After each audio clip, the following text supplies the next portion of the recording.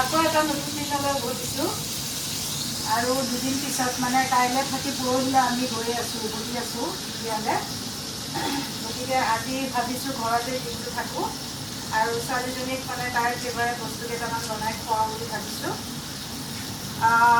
মই যেতিয়া অহাৰ কথা ওলালে তেতিয়া মোৰ ছোৱালীয়ে এয়াৰবিএনৰ পৰাই এটা ৰুম ঠিক কৰিলে আৰু ইয়াতে যিবিলাক ৰুম ইমান সুন্দৰভাৱে গেছৰ পৰা আৰম্ভ কৰি মানে এভৰিথিং আৰু ঘৰত যিমানখিনি বস্তু থাকে চববিলাক বস্তুৱে ইয়াতে পোৱা যায়। অ'ভেনৰ পৰা আৰম্ভ কৰি তোমাৰ গেছ মানে নতুন নতুন হেৰি তোমাৰ হিটাৰ ঠাণ্ডাৰ কাৰণে ইয়াতে যিহেতু অসম্ভৱ ঠাণ্ডা গতিকে মানে এনি টাইম হিটাৰটো লাগেই।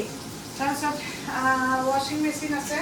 একো মানে কোনো ধৰণৰ মই যে ইয়াতে লণ্ডনত আছোঁ তেনেকুৱা ধৰণৰ ফিল মানে অনুভৱেই কৰা নাই, তেনেকুৱা অনুভৱেই কৰা নাই। কাৰণ কিয় ঘৰত থকা নিচিনাকৈ ৰান্ধিব পাৰিছোঁ, খুৱাব পাৰিছোঁ। এটলিষ্ট দুদিনৰ কাৰণে হ'লেওতো মই খোৱাটো ৰান্ধি পেলাই নিজ হাতেৰে ডেইলি খুৱাইছোঁ চাউল তাউল। আজি ৰাতিপুৱা পিঠা পনা ব্ৰেকফাষ্টৰ এতিয়া মই লাঞ্চ ৰেডি কৰি আছোঁ। গতিকে তাই মানে আলু কণী পিটিকি পেলাই এখন মানে তৰকাৰী বনালে খুব ভাল পায়। একদম তাই কি ভাল পায় মই নাজানো। মই কেতিয়াবা সৰুতে মানে একদম সময় নাথাকিলে বা বস্তু নাথাকিলে এনেকৈ ফাংফুংকৈ মই বনাই খুৱাইছিলোঁ। সেইটোৱে যে এটা ৰেচিপি হ'ব ভাল পাব মই ভবাই নাছিলোঁ।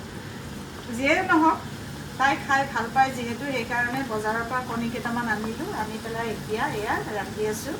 ৰাতিপুৱা ঘিলা পিঠা খোৱালোঁ, পিঠাগুড়ি কেইটামান মানে লৈ আহিছিলোঁ শুকুৱাই পেলাই। বিহুৰ সময়ত তিল পিঠা কেইটামান এনেকৈ বিহু বুলি খোৱালোঁ। যিগৰাকী ইয়াৰে এই গেষ্ট হাউচটোৰ অ'নাৰ গ্ৰেছ তেখেতকো পিঠা কেইটামান খোৱালোঁ। ভাল লাগিল। আজি ছানডে কাৰণে তেখেত অহা নাই, এনেই সদায় ৰাতিপুৱা আহি এপাক মাত লগাই যায়। ভালেই লাগিছে। জাৰ্ণিটো এতিয়ালৈকে খুবেই ভাল লাগিছে।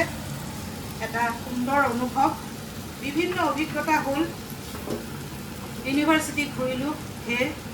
গতিকে সময়খিনি খুব সুন্দৰভাৱে গৈ আছে। এতিয়া যাবলৈ হ'ল, বেয়াও লাগিছে তাইক এৰি থৈ যাম। চাওঁ আকৌ কেতিয়াবা আহিব পাওঁ নে নাপাওঁ। আকৌ আপোনালোকক লগ পাম।